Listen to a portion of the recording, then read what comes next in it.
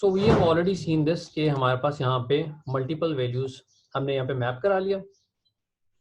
अब हम बेसिकली इन जीज की प्रोबेबिलिटी कैलकुलेट करेंगे, but before we do it we will going to summarize this कि हमारे पास कहाँ कहाँ पे क्या क्या मैप परफॉर्म हुआ है। Z0 पे मैप हो रहा है हमारे पास S0, then we will see कि Z1 पे कोई मैप हो रहा है, Z1 पे हमारे पास कुछ भी मैप नहीं हुआ, so I will map at 0। Z2 पे देखते हैं, Z2 पे भी हमारे पास कोई मैप नहीं हुआ, this is also equal to 0। Let's see Z3, Z3 पे कौन कौन से पिक्सल मैप हुए हैं। Z3 पे एक मैप हुआ है S1, और इसके अलावा Z3 पे कोई और पिक्सल मैप नहीं हुआ। Then we will C Z4, Z4 पे हमारे पास S3 मैप हुआ है, और इसके अलावा एक Z4 पे हमारे पास S2 मैप है, और फिर S3 मैप है। ये दो मैप हुए हैं। फिर आ जाएगा जी आपके पास Z5। सो Z5 के ऊपर आपके पास कौन कौन से पिक्सल मैप हुए हैं, S4 मैप हुआ है, प्लस S5 मैप हुआ है,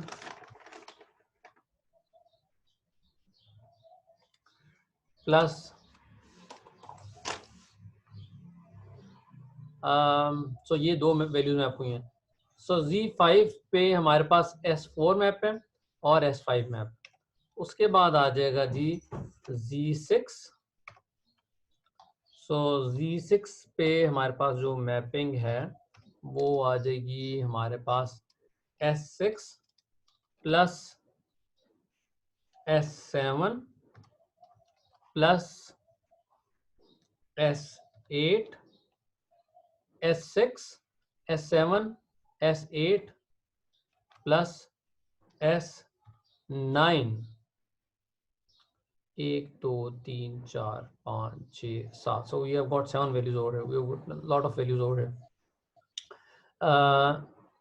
6 S6, S7, S8, S9, and also we've got S10, and then we have got S11, and then we have got S12, और फिर आ जाएगा जी आपके पास Z7। सो Z7 जो है इसमें आ जाएगा S13 plus S14, and then we got S15। So that was it. ये हमारे पास सारे यही पिक्सल इसमें हमारे उसमें आपको था, and after this you can calculate the probability of Z0। S0 के हमारे पास कितने पिक्सल थे, 0 पिक्सल थे। सो 0 इसकी प्रोबेबिलिटी 0 है। सो हम इसके बाद जो इक्वलाइज करने के बाद की प्रोबेबिलिटी हम यहाँ पे इसकी प्रोबेबिलिटी कैलकुलेट कर रहे हैं, ये मैचिंग प्रोबेबिलिटी, मैच करने के बाद जो मेरा हिस्टोग्राम बनना था। S0 के देखें हमारे पास इस इमेज में कोई भी पिक्सल नहीं अकर कर रहा है, X0 की वैल्यू 0 के इक्वलेंट है। So we have got 0 pixel over है। सिमिलरली Z1 जो है उसके भी हमारे पास कोई भी पिक्सल नहीं होगा, वो भी 0 के इक्वलेंट है। Z2 is also equivalent to 0। So Z2 is also equivalent to 0, and Z3 इस ये हमारे पास मैप हुआ है S1 पे। S1 के हमारे पास कितने पिक्सल थे जी, हम देख लेते हैं। S1 का हमारे पास एक ही पिक्सल था। So this is very very small value, 1 divided by total हमारे पास इस इमेज में 16 पिक्सल्स है। So this will be equivalent to 1 by 16। Z4, this is equivalent to S2 plus S3, 25 आ जाएगा।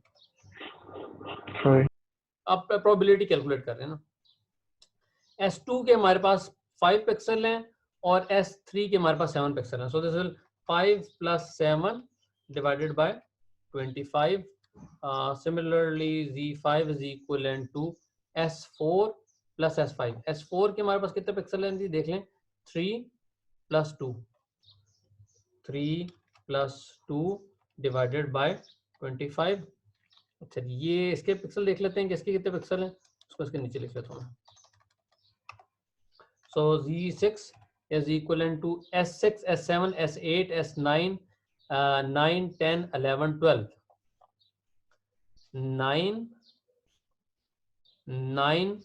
9 का एक पिक्सल है, 10 का कोई पिक्सल नहीं है, 9, 10, 11, 12। So this is only one pixel we have got over here. S6 का पिक्सल देखते हैं, S6 के हमारे पास कितने पिक्सल है, S6 पे हैं 2 pixel, so we've got 2 plus S7 का 0 पिक्सल है, प्लस S8 का मेरे पास 1 पिक्सल है, S9 का भी मेरे पास 1 पिक्सल है, और S10 का मेरे पास 0 पिक्सल है, S11 का मेरे पास 1 पिक्सल है, और S12 का भी मेरे पास 0 पिक्सल है. So cumulatively we were going to have 4 divided by 25. So this will going to 5 divided by. So this will going to give you 5 by 25. So हमें अपफ्रंट लग रहा था पता नहीं कितनी बड़ी वैल्यू आएगी, लेकिन जब हमने इसका मैच किया, so this is a fairly small value as compared to ये ऊपर वाली वैल्यू ज्यादा इसके मुकाबले. अच्छा जी, अब देख लेते हैं जी इसके S1 S13 के. 13 पे हमारे पास 1 पिक्सल है, so this is 1 plus 0 plus 2 divided by 25. So we can calculate the probabilities after this. So पहले इसकी probability देख लेते हैं. 1 by 25 किसके इक्वलेंट आता है, यहाँ पे कैलकुलेट किया मैं, 0.04 के इक्वलेंट है. So this is 0.04. So this is 5 plus 7 makes 13. एक मिनट मैं कैलकुलेटर पे देख. So 5 plus 7 is 13. 7, 13, 12, sorry 12. This is 12 divided by 25. So you're going to have 0.48. तो उसे पीछे कर लेते हैं, इसको एक दफा टैप कर लेते हैं. और so next this is 5 by 25.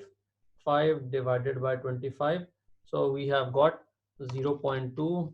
और ये भी इसी तरह आ जाएगा, ये भी 0.2 के इक्विवेलेंट आ जाएगा. इसको थोड़ा बैक स्पेस कर लेते हैं.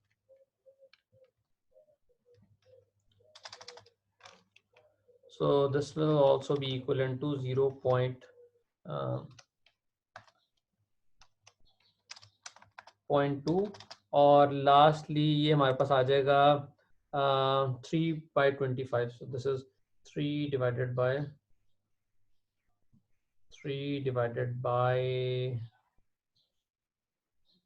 25. So we will have 0.12.